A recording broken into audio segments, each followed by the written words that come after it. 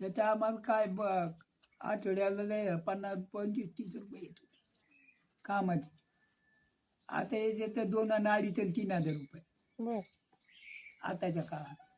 त्यावेळेस आत्ताच्या साखरेच्या पैशामध्ये त्यावेळेस काय येत होतं 60 रुपयामध्ये? सगळा बाजार येत होता आठवड्याला. बर. 1 रुपयाचं मोल किती होतं? 1 रुपयाची मोल लई होती त्या टायमाला. बर.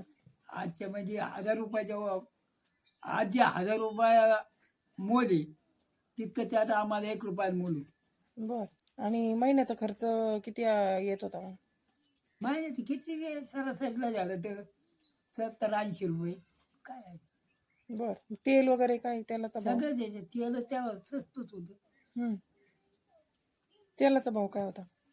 तेल काय टायमाला त्या टायमाला झालं 4 आणि 6 लिटर तेल होतं. बर. ते बी कढीचं तेल प्युअर. किंवा आता चांगलं तेल नाही राहिलं. आता तेल चांगलं नसून याला लय 70-80-90 रुपयात पिशी झाली. 80 नाही, आता 170 रुपयाला पिशवी. 170 रुपयात पिशी झाली.